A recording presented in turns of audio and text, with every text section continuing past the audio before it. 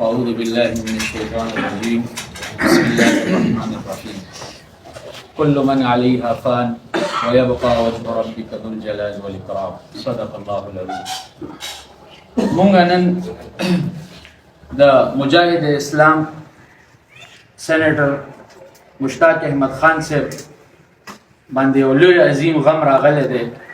په دې کې د دوی د حوصلې دپاره تسلۍ دپاره مونږ د خپل د مشرانو د خپل د خانواده حقانیت سره راغلي یو، ځکه چې د سېنیټر مجاهد مشتاق صاحب په ټول امت باندې حق دی.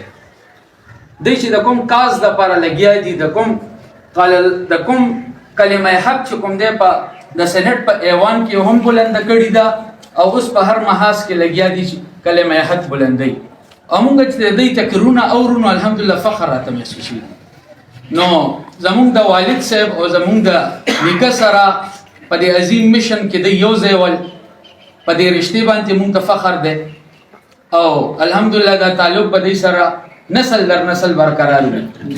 او مونږ چې کوم دی ستاسو په دې غم کې ستاسو سره برابر شریک یو. زمونږ دا ټول وفد زما ترونه مولانا اسامه سمی صاحب، مولانا خزیمه سمی صاحب، ترمه مولانا عرفان الحق صاحب او ترم مولانا لقمان الحق صاحب، مونږ ټول راغلي یو ستاسو په دې غم کې شریک یو. او یو ځل په آخر کې بیا دعا وغواړو چې الله رب العزت دې د مرحوم درجات بلند کړي، آسمانګانو ته صبر جمیل نصیب کړي.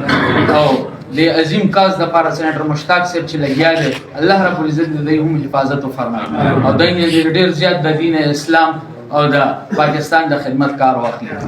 کله چغې راپورته کېږي او کومې رڼاګانې خپرېږي نو هغه په 4 دانګې عالم کې د پاکستان د سرحداتو نه ماوره ټوله دنیا کې خپرېږي.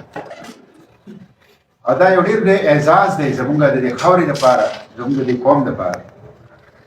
بیا د حضرت مولانا عبدالحق رحمه الله د هغې خاندان داسې دی لکه د شاه ولی الله د خاندان په شان علمي خاندان هم دی، جهادي خاندان هم دی، د تصوف او د سلوک خاندان هم دی، د تربیت او د تزکیې خاندان هم دی، او د اصلاح عامه خاندان هم دی. او په دې ټولو محاذونو باندې نسل در نسل هغوی دا رڼاګانې دا نور دا خوري. او دا ډېرو کمو خلکو ته څنګه چې شاه ولی الله رحمه الله خاندانو ډېرو کمو خاندانونو ته الله دا فضیلت ورکړي چې د هغوی ټول نسل د یو مشن حامل کړي او هغه مشن د قرآن و سنت او هغه مشن پیغمبري.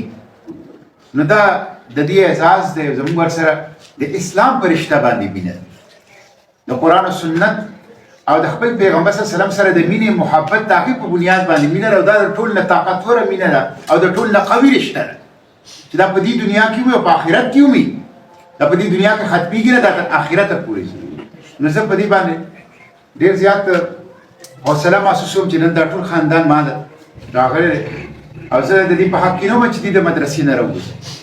ډېر دروند غم په دې باندې راغلی دی او بیا دې ته خطرات دي ډېر زیات خطرات دي. او د دې د حفاظت تقاضا دا ده چې دې به خپله مدرسه کې او د هغه ځای نه دا چې کوم کار کوي دا جاري وساتي.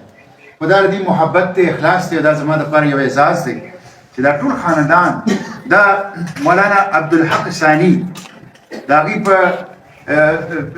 څېره باندې تاسو کتی شئ چې هغه د زخمونو نه خطر څخه ورشته دی. او دغه حادثه کې خپل شهید والد صاحب سره دی وو او زخمي شوی په دې کې. نو دې راله دلته زه به صرف مولانا عبدالحق ثاني صاحب ته دا درخواست کوم چې هغې به طور واز نصیحت یو دوه خبرې وکړي او بیا دعا وکړي او بیا به موږ دې ته رخصت ورکړو ځکه چې زه خپله د دې حق کې نه یم چې دې زیات د مدرسې نه په دې حالاتو کې چې شدید خطراتو کې دې بهر وخلي.